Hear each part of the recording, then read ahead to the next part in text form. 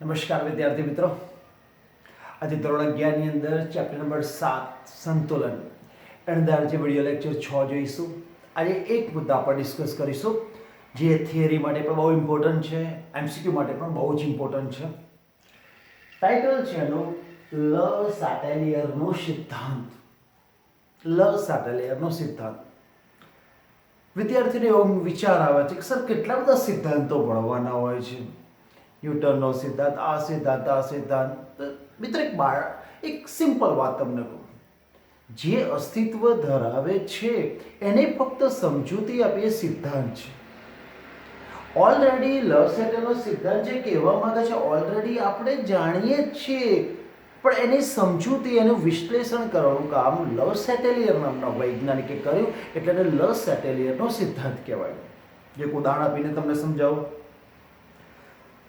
મસ્ત તમે તમારું ભાવતું ભોજન જમતા હોય, બહુ જ મસ્ત મમ્મીએ ભોજન બનાવ્યું હોય અને એકદમ ભોજનમાં એકદમ કાંકરી આવી જાય તો આપણે શું કરીએ છીએ? મસ્ત જમી રહ્યા છે, સંતુલન કહેવાય. અને કાંકરી આવી ગઈ તો સંતુલનમાં ડિસ્ટર્બ થાય છે, આપણે જમવામાં ડિસ્ટર્બ થાય છે, તો આપણે કાંકરીને દૂર કરવા પ્રયત્ન કરીએ છીએ. આ છે લ સેટેલિયરનો સિદ્ધાંત. બીજું ઉદાહરણ આપું. મસ્ત ગુલાબી ઠંડી હોય, સવારના 5 વાગે આપણે કોઈ ગાર્ડનની અંદર મોર્નિંગ વોક કરતા હોય, મસ્ત ગ્રાસ હોય, ગ્રાસ એટલે કે ઘાસ હોય, અને ખુલ્લા પગે આપણે વોકિંગ કરતા હોય, મસ્ત સંતુલનવાળી પરિસ્થિતિ છે, એકદમ પગમાં કાંટો વાગ્યો તો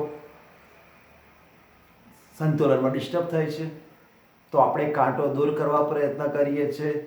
જે વસ્તુ આપણે કરીએ છીએ એ જ વસ્તુની અહીંયા ડિસ્કસ કરવાની છે, પણ એને ડિટેલમાં કેમિસ્ટ્રીની ભાષામાં લ સેટેલિયર નામના વૈજ્ઞાનિકે સમજાવ્યો હોવાથી એને લ સેટેલિયરનો સિદ્ધાંત કહેવામાં આવે છે. નવું કશું નથી, કોઈ સિદ્ધાંત બન્યો નથી, જે છે એનું વર્ણન ડિટેલમાં કર્યું છે એટલે સિદ્ધાંત કહેવામાં આવે છે. તો આપણો આજનો જે કન્સેપ્ટ છે આ જ મુદ્દા પર આધારિત છે, લ સાટેલિયરનો સિદ્ધાંત. એટલે પહેલો મગજમાં કન્સેપ્ટ ક્લિયર રાખજો, કશું નવું નથી, જે છે એને વિસ્તારપૂર્વક સમજાવવાનું કામ અહીંયા લ સાટેલિયર નામના વૈજ્ઞાનિકે કર્યો છે. હવે આ લ સાટેલિયરનો સિદ્ધાંત આવે ક્યારે? તો કન્સેપ્ટ ક્લિયર રાખો. જો પ્રણાલી સંતુલનમાં છે તો જ લ સેટેલિયરનો સિદ્ધાંત ડિસ્કસ કરવાની, અધરવાઇઝ નહીં કરવાની. સંતુલનનો મતલબ આપણે આ ચેપ્ટરમાં શીખેલા છે. જ્યારે કોઈ રાસાયણિક પ્રક્રિયામાં પુરોગામી પ્રક્રિયાનો વેગ, પુરોગામી પ્રક્રિયા એટલે પ્રક્રિયકોનું નિપજમાં રૂપાંતરણની ક્રિયા, અને પ્રતિગામી પ્રક્રિયાનો વેગ, પ્રતિગામી પ્રક્રિયા એટલે જે નિપજશે એ પુનઃ પ્રક્રિયકમાં રૂપાંતર પામે અને પ્રતિગામી પ્રક્રિયા કહેવાય.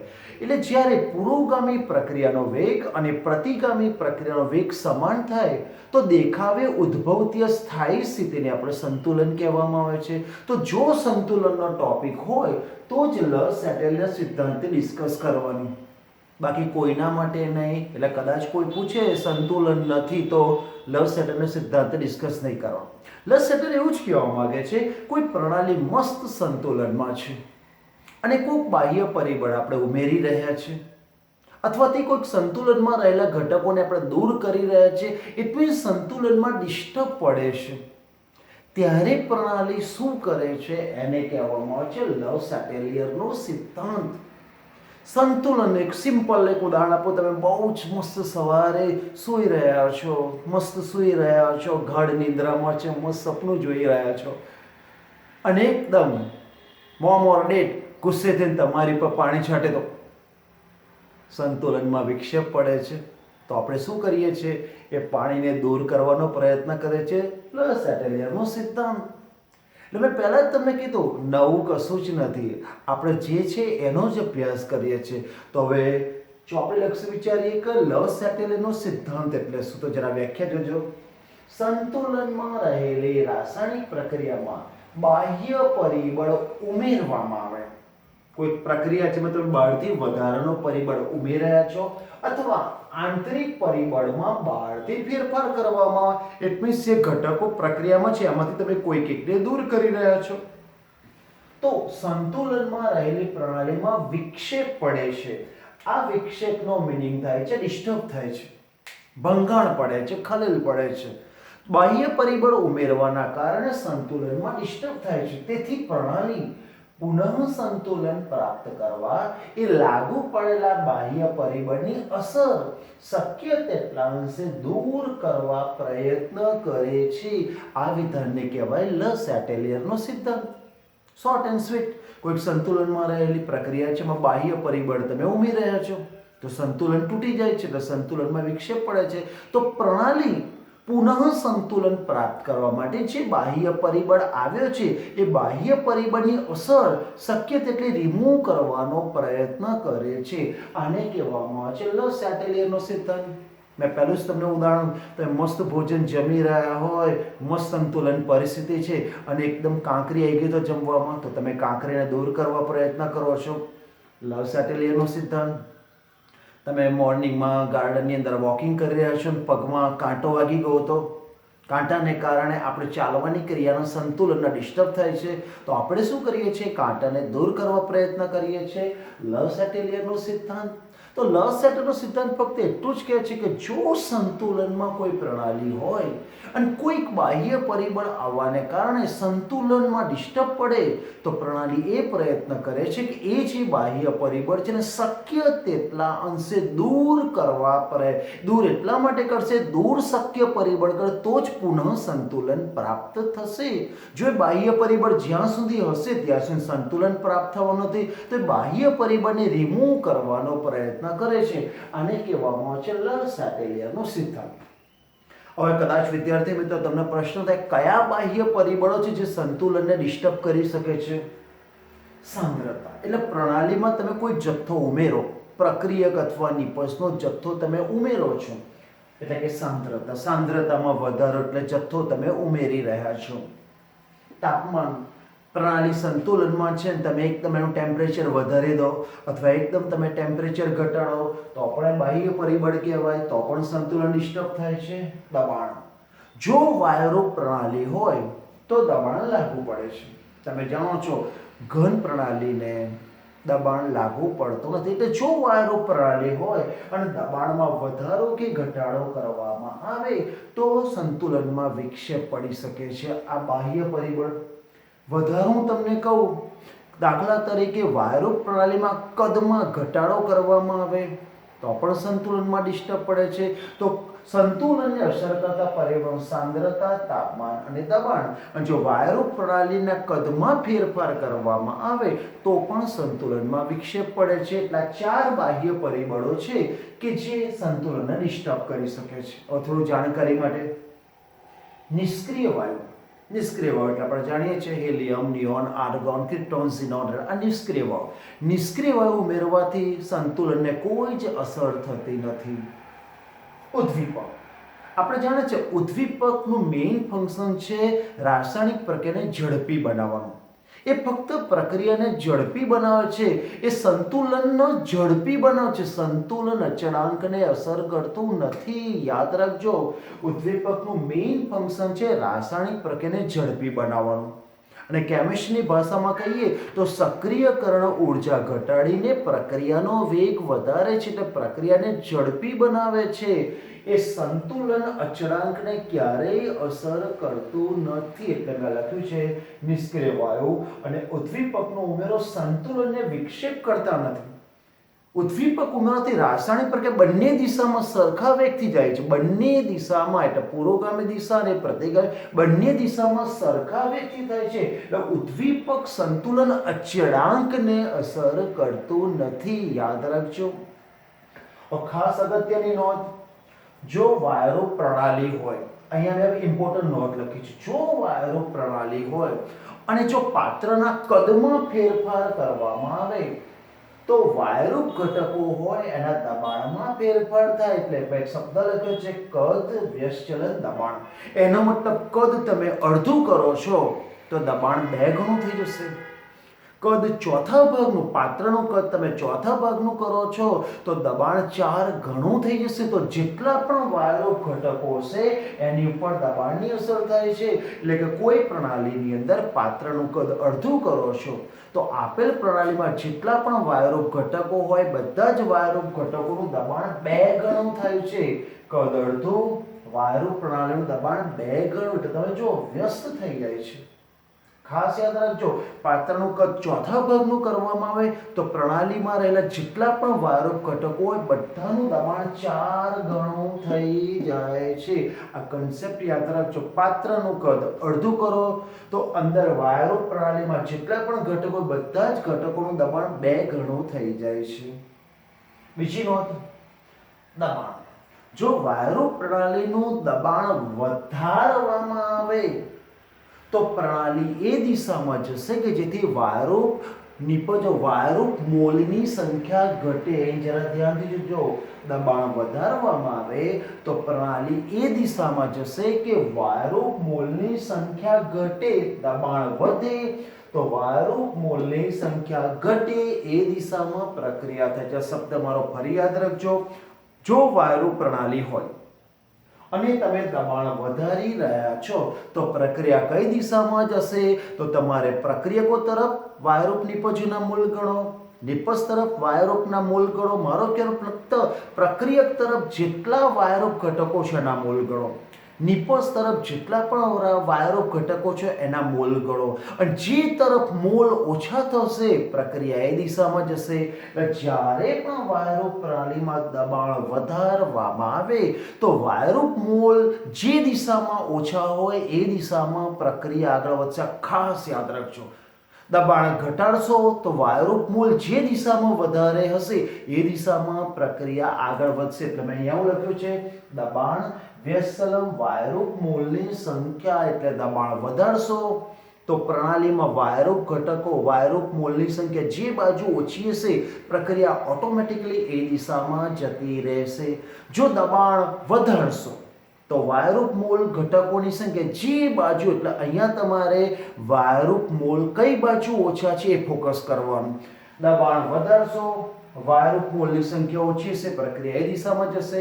અને દબાણ ઘટાડશો તો વાયરૂપ જે ઘટકો છે એની સંખ્યા જે બાજુ વધારે હશે, નિપજ બાજુ વધારે હશે તો પ્રક્રિયા નિપજ બાજુ જશે, પ્રક્રિયક બાજુ વધારે હશે તો પ્રક્રિયા પ્રક્રિયક તરફ જશે. આની પર ફોકસ વધારે કરજો. આ થોડીક ઇમ્પોર્ટન્ટ નોંધ છે. આ ઇમ્પોર્ટન્ટ નોંધને આધારે હવે આપણે થોડા એમસીક્યુ વિચારીએ. પહેલા એમસીક્યુ એવું છે, ફેરિક નાઇટ્રેટના દ્રાવણમાં ફેરિક નાઇટ્રેટ, જ્યારે પણ ફેરિક શબ્દ બોલવામાં આવે, ફેરિક આયન એટલે Fe ઉપર વીજભાર +3, Fe+3 એને ફેરિક કહેવામાં આવે છે. ફેરિક નાઇટ્રેટના દ્રાવણમાં પોટેશિયમ થાયોસાયનેટનું દ્રાવણ ઉમેરતા ખાલી જગ્યા રંગ જોવા મળશે.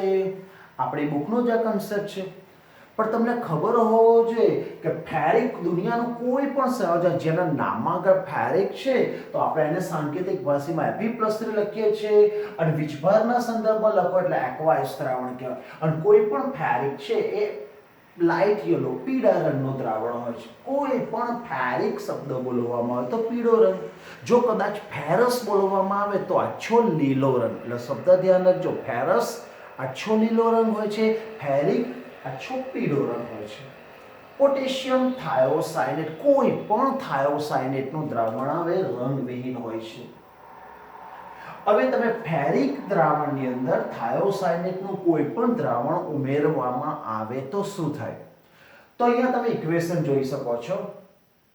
ફેરિક સંયોજન થાયોસાયનેટના દ્રાવણ સાથે જોડાય છે ત્યારે ચોરસ કૌંસ, આ જે ચોરસ કૌંસ છે એને કેમિસ્ટ્રીની ભાષામાં સંકીર્ણ સંયોજન કહેવાય. અને સંકીર્ણ સંયોજનના પોતાના અલગ ગુણધર્મ છે. આ શબ્દ એટલા માટે બોલું છું, બાળકો વિચારે છે પીળા કલરના દ્રાવણની અંદર વ્હાઇટ કલરનું દ્રાવણ ઉમેરવામાં આવે તો આછો પીળો રંગ થાય છે એવું બાળકો વિચારે છે. એવું નથી. અહીંયા સંકીર્ણ સંયોજન બને છે, એક નવો જ રંગ આપશે. તમે રંગ જોઈ શકો, લોહી જેવો લાલ રંગ. FeHCl +3 વીજભાર -1 વીજભાર, એટલે ડાબી તરફ +2 વીજભાર છે તો જમણી તરફ તમારે +2 મૂકવા પડે. એક્વાયસ તો જ્યારે પણ ફેરિક કોઈ પણ દ્રાવક આવે, ફેરિક ક્લોરાઇડ આવે, ફેરિક નાઇટ્રાઇટ આવે, ગમે તે ફેરિક દ્રાવણ આવે એની અંદર થાયોસાયનેટનું દ્રાવણ ઉમેરવામાં આવે એટલે લોહી જેવા ઘેરા લાલ રંગનું દ્રાવણ પ્રાપ્ત થાય છે. તમે જોઈ શકો છો તો ઓપ્શન તમે જોઈ શકો છો, લોહી જેવો લાલ રંગ. તો અહીંયા ઓપ્શન સી છે એ આપણો ઓપ્શન સી આના માટે એકદમ સાચો કહેવામાં આવશે. યાદ રાખજો, અહીંયા બાળકો કયો કલર લખીને આવે છે? પીળો લખીને આવે છે. એટલા માટે યલો પ્લસ વ્હાઇટ, તો સર યલો જ રહે, લાઇટ યલો થાય એવું નથી બકા. સંકીર્ણ સંયોજન હોય તો અહીંયા બહુ જ ફેરફાર થાય છે. સંકીર્ણ સંયોજન પોતાનો અલગ ગુણધર્મ છે. આના પર તો 12મા ધોરણનું આખું ચેપ્ટર બનાવ્યું છે, સવર્ગ સંયોજનો. તો ધ્યાન રાખજો, અહીંયા તમારો જવાબ લોહી જેવો લાલ રંગ થાય છે. સારો એમસીક્યુ છે. અહીંયા થોડુંક વધારાનું ટ્વિસ્ટ કરું. તમને એવો પ્રશ્ન પૂછવામાં આવે કે આ સંતુલનમાં રહેલી રાસાયણિક પ્રક્રિયામાં વધારો ફેરિક દ્રાવણ ઉમેરવામાં આવે તો શું થાય? તો સાંભળો, તમે લેફ્ટ સાઈડનો ઘટક એડ કર્યો છે, લેફ્ટ સાઈડ આ બે ઘટકનો કોઈ પણ એક ઘટક એડ કરો તો સંતુલનમાં ડિસ્ટર્બ થાય. તો પ્રણાલી સંતુલન પ્રાપ્ત કરવા માટે તમે લેફ્ટ સાઈડ ઉમેર્યું છે તો પ્રક્રિયા રાઈટ સાઈડ થશે. એટલે પ્રક્રિયા પુરોગામી દિશામાં આગળ વધશે. જરા ધ્યાનથી જોજો, કદાચ પરીક્ષામાં પૂછી કાઢે કે આ સંતુલનમાં રહેલી રાસાયણિક પ્રક્રિયામાં વધારાનું થાયોસાયનેટનું દ્રાવણ ઉમેરવામાં તો શું હવે શું થશે? તો તમે લેફ્ટ સાઈડનો કોઈ પણ ઘટક વધારાનો ઉમેરો છો તો તમારે પ્રક્રિયા રાઈટ સાઈડ થશે. એટલે જવાબ તમે ફેરિક વધારે ઉમેરશો કે થાયોસાયનેટ વધારે ઉમેરશો, તમારો જવાબ પુરોગામી દિશામાં થશે અને લોહી જેવો ઘેરો લાલ રંગનું વધારે નિર્માણ થશે. કદાચ પરીક્ષામાં એવું કહી દે ઉપરોક્ત સંતુલનમાં રહેલી રાસાયણિક પ્રક્રિયામાં બહારથી આ સંકીર્ણ સંયોજન ધરાવતું દ્રાવણ ઉમેરવામાં આવે તો શું થશે? હવે તમે રાઈટ સાઈડનો ઘટક ઉમેર્યો છે તો પ્રણાલી લેફ્ટ સાઈડ જશે. તો તમારો જવાબ આપશે દ્રાવણ આછા પીળા રંગનું બનશે. તો શોર્ટ એન્ડ સ્વીટ, તમે જે બાજુ જથ્થો ઉમેરો છો, તમે લેફ્ટ સાઈડ જથ્થો ઉમેરો છો તો પ્રણાલી સંતુલન કરવા માટે રાઈટ સાઈડે આગળ વધશે. તમે રાઈટ સાઈડનો જથ્થો ઉમેરો છો, તમે સાંદ્રતા ઉમેરો છો તો પ્રણાલી સંતુલન કરવા માટે લેફ્ટ સાઈડે જશે. બીકોઝ ઓફ એને સંતુલન કરવું છે. જે જથ્થો વધી ગયો છે એને ઘટાડવા માટે તમે અહીંયા જથ્થો વધાર્યો છે, તેને ઘટાડવા માટે આ બાજુ જાય તો જ આ જથ્થો ઘટશે. તો યાદ રાખજો, સમજવા માટે લેફ્ટ સાઈડનો કોઈ પણ ઘટક વધારાનો ઉમેરવામાં આવે તો પ્રણાલી પુરોગામી દિશામાં આગળ વધશે. આમાંથી આવા પણ એમસીક્યુ ક્રિએટ કરી શકે છે. તો ધ્યાનથી જોજો. આગળ વધીએ. 2NO2 ગેસ સંતુલન N2O4 gas, delta H is equal to negative. હવે ડેલ્ટા H શબ્દ છે એટલે આપણે સમજી શકીએ છીએ એન્થાલ્પી ફેરફાર એટલે કે ઉષ્માનો ફેરફાર.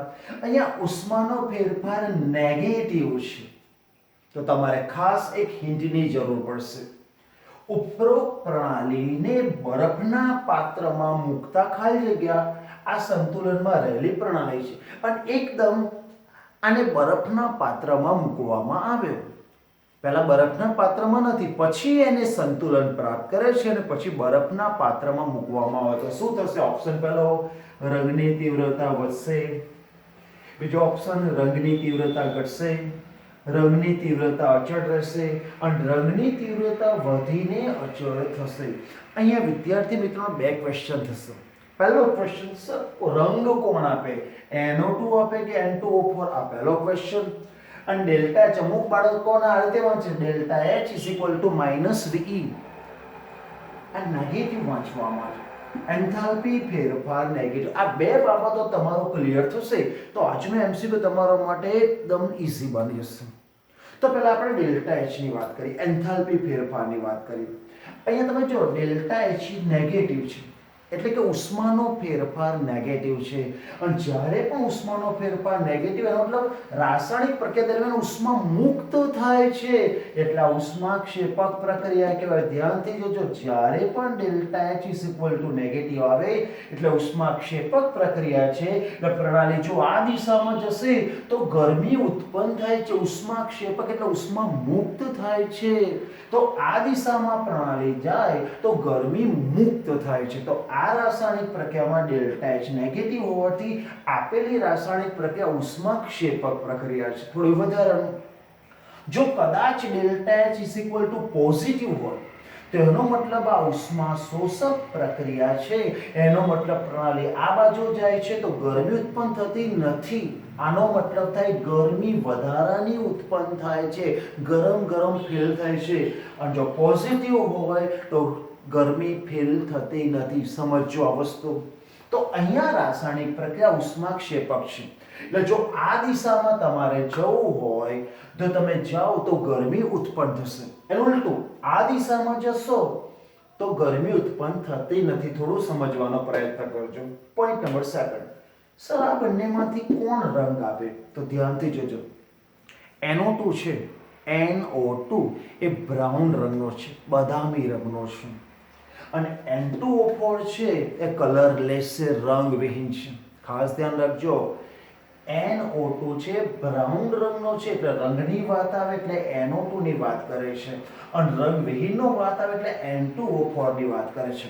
અમુક જગ્યાએ ઇન્ટરવ્યુની અંદર પણ આવો પ્રશ્ન પૂછે છે કે ઉદાહરણ તરીકે પાણી કેમ કલરલેસ છે, કેમ પાણીનો રંગ નથી? તો આવા ક્વેશ્ચનનો એક જવાબ છે. આપણે જાણીએ છીએ પાણી એ દ્રાવણ છે. તો દ્રાવણ જે ઘટકોનું બનેલું છે એમાં ઇલેક્ટ્રોન તો છે જ. જો આ ઇલેક્ટ્રોન આજુબાજુ આપણી બાજુ દ્રશ્ય પ્રકાશ છે, આ દ્રશ્ય પ્રકાશમાંથી ઉર્જા મેળવે તો એ રંગીન હોય, અને જો ઉર્જા નથી મેળવતો તો એ કલરલેસ છે. તો આવો ઇન્ટરવ્યુમાં ક્વેશ્ચન પૂછાય તો તમે કહી શકો છો સર જે વોટરની અંદર જે ઘટકો છે એમાં જે ઇલેક્ટ્રોન છે દ્રશ્ય પ્રકાશમાંથી ઉર્જા મેળવતા નથી એટલે કલરલેસ છે. અહીંયા NO2 કેમ રંગીન છે? તો આપણે કહી શકીએ સર NO2 ની અંદર જે અયુગ્મિત ઇલેક્ટ્રોન છે, અયુગ્મિત ઇલેક્ટ્રોન દ્રશ્ય પ્રકાશમાંથી ઉર્જા મેળવે છે, અને જ્યારે અયુગ્મિત ઇલેક્ટ્રોન દ્રશ્ય પ્રકાશમાંથી ઉર્જા મેળવે એટલે રંગીન હોય છે. એટલે દ્રાવણ રંગીન ક્યારે હોઈ શકે? દ્રશ્ય પ્રકાશમાંથી ઉર્જા મેળવે. ઉર્જા ક્યારે મેળવે? એમાં અયુગ્મિત ઇલેક્ટ્રોન હોવા જોઈએ. તો અયુગ્મિત ઇલેક્ટ્રોન આની અંદર ઉર્જા મેળવે છે એટલે આ રંગીન છે. ગમે ત્યારે કેમિસ્ટ્રી માં કોઈ પણ દ્રાવણ રંગીન કેમ છે? તેનો આ જવાબ હંમેશા સાચો જવાબ છે. તો આ બ્રાઉન રંગનું છે, આ કલરલેસ છે. આ દિશામાં જાઓ છો એનો મતલબ ઉષ્માક્ષેપક પ્રક્રિયા છે. ડેલ્ટા H નેગેટિવ એટલે ઉષ્માક્ષેપક પ્રક્રિયા છે. હવે તમને પ્રશ્ન આપ્યો છે. પ્રશ્ન એવું કહેવામાં છે ઉપરોક્ત પ્રણાલીને બરફના પાત્રમાં મૂકતા શું થશે? હવે તમે જો બરફના પાત્રમાં મૂક્યું એટલે ઠંડી આપી. બરફ ઠંડો હોય છે એટલે તમે એને ઠંડી આપી છે. તો પ્રણાલી ગરમ થવા પ્રયત્ન કરશે એટલે પ્રણાલી આ દિશામાં આગળ વધશે. અહીંયા ગરમી ઉત્પન્ન થાય છે. બાહ્ય પરિબળ તમે ઠંડી આપી તો પ્રણાલી એને દૂર કરવા ગરમ થવાનો પ્રયત્ન કરશે. દાખલા તરીકે શિયાળાની સિઝન હોય તો બાહ્ય વાતાવરણ તમારી પર ઠંડીની અસર કરે તો તમારું શરીર ઓટોમેટિકલી ગરમ થવાનો પ્રયત્ન કરશે. લર્ડ સેટેલર પ્રિન્સિપલ, આ લર્ડ સેટેલરનો સિદ્ધાંત છે. તો અહીંયા બરફના પાત્રમાં મૂકે એટલે ઠંડુ કર્યું તો પ્રણાલી ગરમ થવા પ્રયત્ન કરશે. તમે વિચારો ગરમી આ દિશામાં જશે કે આ દિશામાં? તો આ દિશામાં ગરમી છે, ડેલ્ટા H નેગેટિવ, ઉષ્મા ઉત્પન્ન થાય છે. તો મારો જવાબ શ્યોર એકદમ સોલ્વ થઈ ગયો કે અહીંયા બરફના પાત્રમાં એનો મતલબ કે ઠંડી આપવામાં આવે છે. તો પ્રણાલી ઉલટી ગરમી આપવાનો એટલે ગરમી ઉત્પન્ન કરવાનો પ્રયત્ન કરશે. તો મારો જવાબ પ્રક્રિયા આ દિશામાં આગળ વધશે. હવે આ દિશામાં આગળ વધશે એનો મતલબ શું? આ જે રંગ છે NO2 નો રંગ એ ઘટી ઘટીને છેલ્લે વ્હાઇટ થઈ જશે. એટલે તમારે એવું વિચારવાનું છે, જો ઓપ્શન પર જાણતા નથી એટલું તો મને ખબર છે પ્રક્રિયા પુરોગામી દિશામાં જશે અને આ બ્રાઉન રંગની તીવ્રતા ઘટીને એકદમ કલરલેસ થઈ જશે. તો ઓપ્શન જોઈએ રંગની તીવ્રતા વધે. જો પ્રક્રિયા આ દિશામાં જાય તો બ્રાઉન રંગ વધશે એટલે પહેલો ઓપ્શન ખોટો. રંગની તીવ્રતા ઘટે, પરફેક્ટ. મેં કીધું આ બ્રાઉન રંગ કલરલેસ, રંગવિહીન થઈ જાય એટલે રંગની તીવ્રતા ઘટે એટલે મારી દ્રષ્ટિએ આ ઓપ્શન કમ્પ્લીટલી સાચો છે. રંગની તીવ્રતા અચળ રહે, ખોટી વાત છે, કારણ કે પ્રક્રિયા આ દિશામાં જાય તો NO2 છે N2O4 માં રૂપાંતર થઈ જાય એટલે જે બ્રાઉન રંગ છે ધીમે ધીમે ધીમે ધીમે કલરલેસ થઈ જાય છે. રંગની તીવ્રતા વધીને, ખોટી વાત. અહીંયા તો તમે પુરોગામી દિશામાં જાઓ, NO2 માંથી N2O4 માં જાઓ એટલે બ્રાઉન રંગ ધીમે ધીમે ઘટીને કલરલેસ થઈ જાય છે. તો મારો જવાબ અહીંયા ઓપ્શન બી રંગની તીવ્રતા ઘટે 100% સાચો છે. ત્યાં તમે સમજી શકો છો પ્રણાલીને આ સંતુલનમાં રહેલી પ્રણાલી છે. બાહ્ય પરિબળ તરીકે આ પ્રણાલી બરફના પાત્રમાં મૂકી કાઢ્યું એનો મતલબ એને ઠંડી આપી તો પ્રણાલી ઓટોમેટિક ગરમ થવાનો પ્રયત્ન કરે છે. ગરમ કઈ દિશામાં થશે? ઉષ્માક્ષેપક પ્રક્રિયા જે બાજુ હોય ત્યાં ગરમ થવાનો પ્રયત્ન કરે છે. તો આપણી પ્રક્રિયા પુરોગામી દિશામાં થશે. વધારાનું તમને કહું, જો પ્રક્રિયા પુરોગામી દિશામાં થાય તો સંતુલન અચળાંકનું મૂલ્ય ગ્રેટર ધેન 1 મૂકવાનું. તો ત્યારે બાહ્ય પરિબળને કારણે સંતુલન તૂટી જાય છે, તો પ્રણાલી એવી દિશામાં અહીંયા જશે કે જેથી સંતુલન પ્રાપ્ત થાય. તો જ્યારે પણ પ્રણાલી પુરોગામી દિશામાં થાય તો સંતુલન અચળાંકનું મૂલ્ય ગ્રેટર ધેન 1 મૂકવાનું છે. થોડી બહારની વાત કરી. તો અહીંયા તમને કોઈ ડાઉટ હોવો જ ન જોઈએ. હા, અહીંયા હું પોઝિટિવ કરી દઉં, અહીંયા હું પોઝિટિવ કરી દઉં તો આખો જવાબ બદલાઈ જશે. અહીંયા પોઝિટિવ કરી દઉં તો જવાબ આખો બદલાઈ જશે. તો પુરોગામીને બદલે પ્રતિગામી પણ થઈ શકે છે. પણ આ પ્રશ્નની અંદર તમે જુઓ, તમારા બે ક્વેશ્ચન ક્લિયર થતા હોવા જોઈએ. NO2 બ્રાઉન રંગનું એટલે કે બદામી રંગનું દ્રાવણ છે. N2O4 રંગવિહીન છે. તમે બરફના પાત્રમાં આપેલી પ્રણાલીને મૂકી દો છો એટલે એને તમે ઠંડી આપો છો તો પ્રણાલી જાતે ગરમ થશે અને ગરમ થવા માટે આ દિશામાં પ્રક્રિયા કરશે. કારણ કે આ ઉષ્માક્ષેપક એટલે ગરમી ઉત્પન્ન કરે છે. શબ્દો બહુ વાર બોલું છું, બહુ સમજાવવાનો પ્રયત્ન કર્યો છે. એકવાર ક્લિયરલી સમજી લેવાનું, ધેન નેવર ડાઉટ. એકવાર સમજવા તમે સમય આપો, પૂરેપૂરો સમય આપો. પણ એવું સમજી જાઓ, ભવિષ્યમાં પણ આવા ક્વેશ્ચન તમારી સામે આવે પછી સેકન્ડમાં સોલ્વ કરીશું. ચલો આગળ વધીએ. 2H2O ગેસ પ્રતિવર્તી પ્રક્રિયા એટલે સંતુલનમાં રહેલી પ્રક્રિયા. 2H2 gas plus O2 gas. Delta H 241.7 કિલોજૂલ. સંતુલનમાં રહેલ પ્રક્રિયા માટે નીચેના પૈકી ખાલી જગ્યા ફેરફાર દ્વારા H2O નું મહત્તમ વિઘટન થશે. અહીંયા તમને બે વસ્તુ આપી છે. ડેલ્ટા H 241.7 પોઝિટિવ આપ્યું છે. Delta H 241.7 positive. Delta H ની કિંમત ધન છે એટલે ઉષ્મા શોષક પ્રક્રિયા આપી છે. પહેલી વસ્તુ, આ પ્રક્રિયા ઉષ્મા શોષક છે એટલે આમ જવામાં આવે તો ગરમી ઉત્પન્ન થતી નથી. ક્લિયર યાદ રાખજો. પોઈન્ટ નંબર બીજું, તમારે H2O નું મહત્તમ વિઘટન કરવાનું છે. એટલે કે વિઘટન એટલે આ H2O માંથી H2 અને O2 છૂટા પડવા જોઈએ. વિઘટનનો મતલબ એક ઘટકને જ્યારે ઉષ્મા આપવામાં આવે છે ત્યારે બે કે બે કરતા વધારે ઘટકોમાં છૂટા પડે એને વિઘટન કહેવામાં આવે છે. તો રકમ એવું કહે છે તમારે પુરોગામી દિશામાં જ જવાનું છે કારણ કે તમારે H2O નું વિઘટન કરવાનું છે. પુરોગામી દિશામાં જવાનું છે અને આપેલી પ્રણાલી ઉષ્મા શોષક છે કારણ કે ડેલ્ટા H નું મૂલ્ય ધન અને ડેલ્ટા H નું મૂલ્ય ધન તો ઉષ્મા શોષક. ના યાદ રહે, અમુક બાળકો સાહેબ નથી યાદ રહેતું, ચાલશે. ટેકનિક શોષક ધન, શોધ શોષક ધન, ક્ષેપક ઋણ, શેરુ એવું વિચારવાનું. શેરુ નામનો કૂતરો ખોવાઈ ગયો છે, આપણે એને શોધવાનું છે. તો જ્યારે પણ ક્ષેપક આવે ડેલ્ટા H નું મૂલ્ય ઋણ હોય એટલે શેરુ, અને જ્યારે પણ ઉષ્મા શોષક પ્રક્રિયા આવે ડેલ્ટા H નું મૂલ્ય ધન હોય એટલે શોધ. એટલે આવું એક સેન્ટેન્સ બનાવી દેવાનું. શેરુ નામનો કૂતરો ખોવાઈ ગયો છે, આપણે એને શોધવાનો. શોધ ઉષ્મા શોષક હોય તો ડેલ્ટા H નું મૂલ્ય ધન હોય. ઉષ્માક્ષેપક હોય ડેલ્ટા H નું મૂલ્ય ઋણ હોય છે. સિમ્પલ, આવડી જશે. હવે તમે વિચારો, આપણે આ દિશામાં જવાનું છે બીકોઝ ઓફ H2O નું વિઘટન કરવાનું છે. ઓપ્શન જોઈએ. તાપમાન અને દબાણ બંને વધારતા, તાપમાન ઘટાડતા અને દબાણ વધારતા, તાપમાન વધારતા અને દબાણ ઘટાડતા, તાપમાન વધારતા અને દબાણને અચળ રાખતા.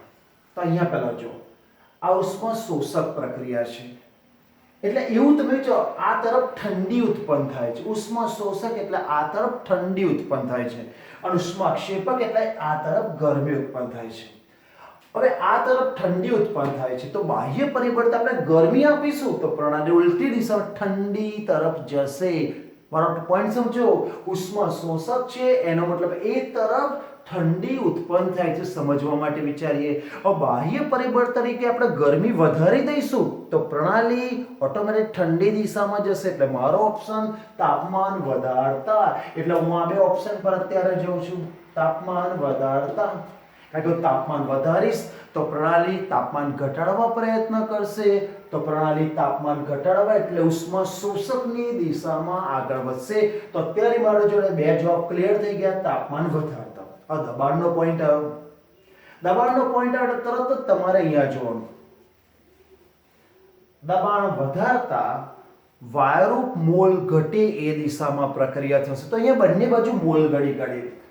નિપજ બાજુ વાયુરૂપ મોલ 3 છે, પ્રક્રિયક બાજુ વાયુરૂપ મોલ 2 છે. અહીંયા 3 મોલ છે, અહીંયા 2 મોલ છે.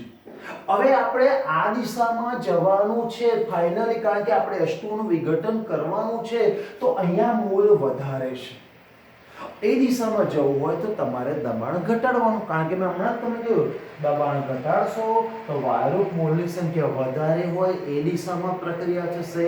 તો અહીંયા વાયુરૂપ મોલની સંખ્યા 3 છે, અહીંયા 2 છે, જે આ બાજુ વધારે છે.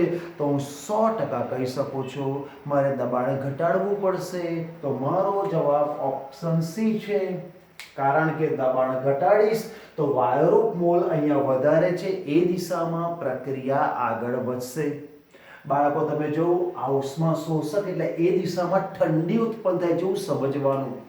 આ ઉષ્માક્ષેપક એટલે આ દિશામાં જાય તો ગરમી ઉત્પન્ન થાય છે. તો અહીંયા ઠંડી ઉત્પન્ન થાય છે. તમારે એ દિશામાં જવું હોય તો બાહ્ય પરિબળ થાય તાપમાન વધારો. જેટલું તાપમાન વધારશો તો પ્રણાલી એવી દિશામાં આગળ વધશે, તાપમાન ઘટે એટલે કે ઠંડી તરફ આગળ વધશે. તો આપણો ઓપ્શન સી છે. સમજાવવા માટે ઉદાહરણો બનાવું છું કે આ તરફ ઠંડી ઉત્પન્ન થાય છે. બાકી તો સિમ્પલ છે. ઉષ્મા શોષક પ્રક્રિયા હોય, ઉષ્મા મેળવે છે. ઠંડી પ્રણાલી જ ઉષ્મા મેળવવાનો પ્રયત્ન કરે છે. શિયાળો હોય તો આપણે ગરમ પાણીથી નાહીએ છીએ, શિયાળો હોય તો સૂર્યના તાપણા પર બેસીએ છીએ. આ સમજી જાઓ. ઉષ્મા શોષક પ્રક્રિયા હોય તો ઉષ્મા મેળવવાનો પ્રયત્ન કરો છો. આગળ વધીએ. N2 gas plus 3H2 gas સંતુલન 2NH3 ગેસ. આપણે જાણીએ છીએ આ એમોનિયા વાયુની બનાવટનું સમીકરણ છે.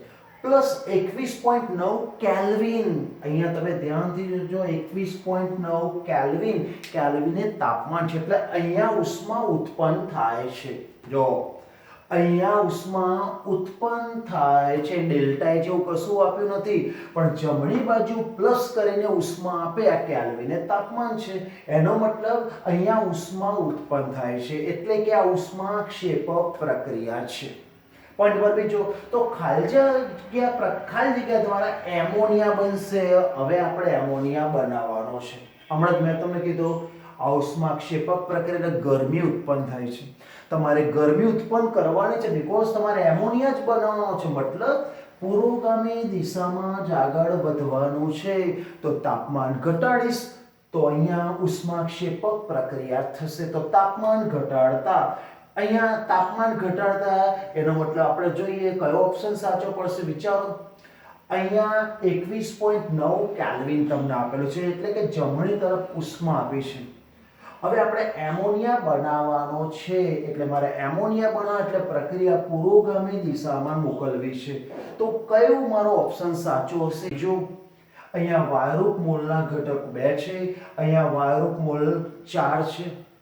આપણે એમોનિયા તરફ જવું છે એટલે ઓછા મોલ તરફ જવું છે. એટલે પહેલું દબાણ વધારીશું તો વાયુરૂપ મોલ ઘટે. તો દબાણ વધારતા એટલે ઊંચું દબાણ કઈ જગ્યાએ છે? તો આ બે ઓપ્શનમાં ઊંચું દબાણ છે. તો તમારો ઓપ્શન બી અને ડી માંથી આવશે. હવે તાપમાન. આ ઉષ્માક્ષેપક પ્રક્રિયા છે. અને ઉષ્માક્ષેપક એટલે ગરમી ઉત્પન્ન થાય. અને જ્યારે ગરમી ઉત્પન્ન થાય એ દિશામાં તમારે આગળ વધવું હોય તો તાપમાન ઘટાડો. તમે તાપમાન ઘટાડશો એટલે ઓટોમેટિક પ્રણાલી તાપમાન વધારો કરવા પ્રયત્ન કરશે. તાપમાન ઘટાડશો ઇટ મીન્સ નીચું તાપમાન. તો આ એમસીક્યુ માટે તમે કહી શકો છો નીચું તાપમાન અને ઊંચું દબાણ છે. જો આ પ્રણાલી માટે એપ્લાઈડ કરવામાં આવે તો 100% એમોનિયા વાયુ વધુમાં વધુ પ્રાપ્ત થશે. આપેલ રકમ મુજબ ઓપ્શન નંબર બી સાચો છે. તો અહીંયા આપણે જોયું કે લ સેટેલરના સિદ્ધાંતથી એમસીક્યુમાં કોઈ ગણતરી હોતી નથી, ફક્ત લોજિકલી વિચારવાનું હોય છે. બાળકો એવું માને છે કે કેમિસ્ટ્રીમાં કેલ્ક્યુલેશન વાળા જ એમસીક્યુ નથી. એવું હોતું તમે જોઈ શકો નોંધવાળા પણ એમસીક્યુ હોય છે. એટલે કેમિસ્ટ્રીમાં જે સ્ટેટમેન્ટ સાચા સ્ટેટમેન્ટ આપણે નોંધ કહીએ છીએ. અહીંયા તમે જોઈ શકો આમાં નોંધ તમે યાદ રાખશો તો તમારો ફંડામેન્ટલ એકદમ ક્લિયર થઈ જશે. તમારા જે માર્ક્સ મળવાની સંભાવના, જે કોમ્પિટિટિવ એક્ઝામમાં માર્ક્સ વધુમાં વધુ પ્રાપ્ત થશે. એટલે કેમિસ્ટ્રીમાં સર જ્યારે પણ ઇમ્પોર્ટન્ટ નોંધ બોલે તો તમારે નોંધને તમારી પર્સનલ ડાયરીની અંદર લખી કાઢવાનું છે. અને છેલ્લા સમયની અંદર નોંધનો યુઝ કરજો. તો તમને નોંધ આવડી ગઈ એનો એ ટાઈપના 50 MCQ તમારા ક્લિયર થઈ ગયા. ઓકે, તો આ જોઈ લો. નેક્સ્ટ લેક્ચરની અંદર આપણે નવા પોઈન્ટ સાથે આગળ વધીશું. ઓકે.